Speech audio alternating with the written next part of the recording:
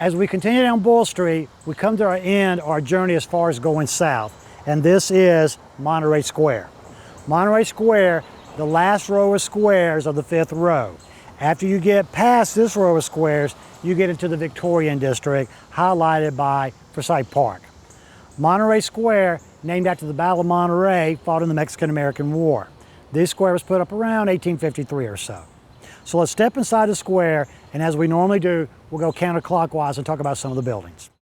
As we move around Madison Square, I've actually stepped down the street. Again, I don't recommend you doing that. I want you to look at the house behind me.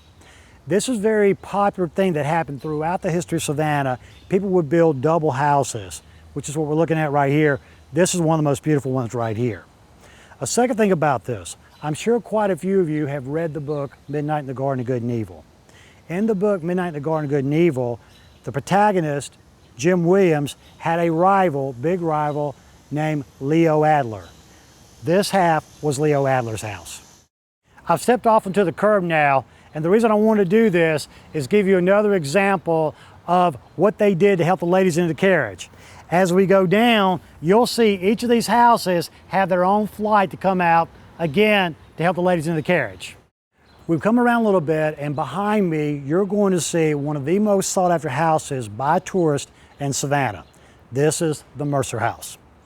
In the American Revolution, there was a general for the colonials by the name of Mercer, who looked so much like George Washington. When he got shot up in Maryland, the British actually thought they had killed George Washington.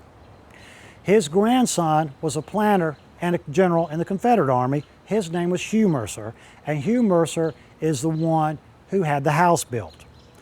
The architect that they had come down to do it, actually a very prominent architect in Savannah, but was from New York, named John Norris. John Norris, again, did that style, the Italianate villa. Now, Norris wasn't able to finish the house before the war between the states. Went back north, and after the war, he sent one of his apprentices down who finished the house. Hugh never actually moved into the house. Hugh lost everything during the war.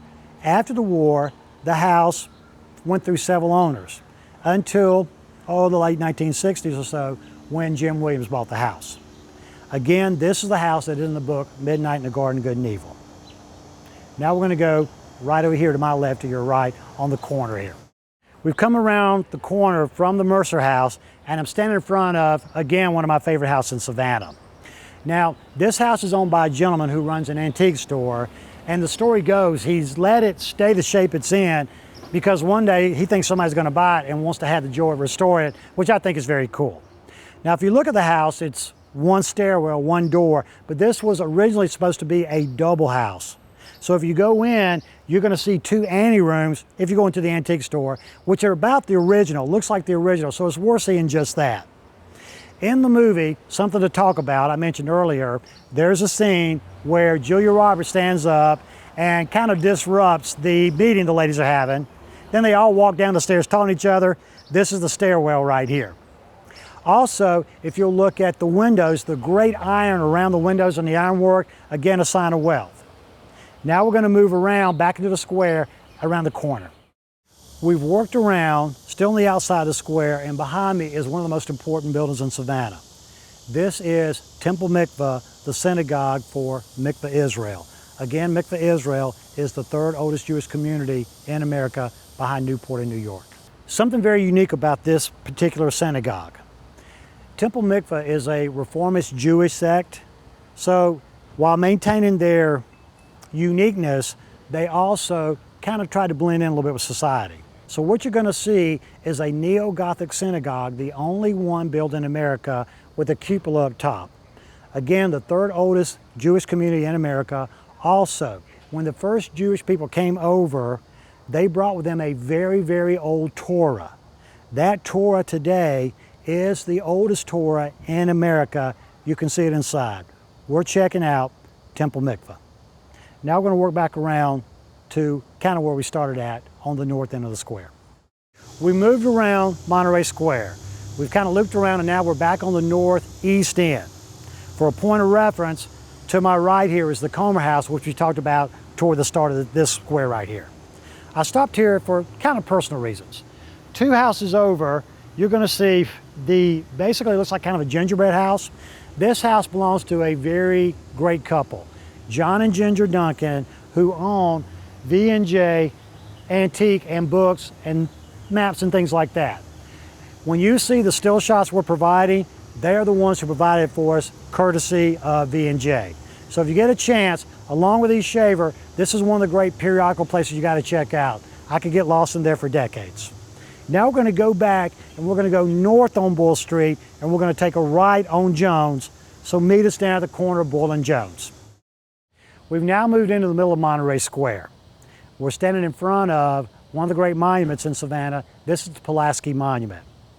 Casimir Pulaski was a Polish count who rebelled against the Polish king in the late 1700s. He got exiled and made his way through Europe. When he got to Paris, he met a fellow named Benjamin Franklin.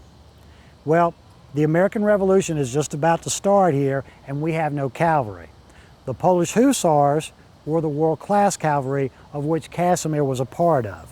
So Franklin was able to convince Casimir to come to America and start the American cavalry, which he did at his own expense.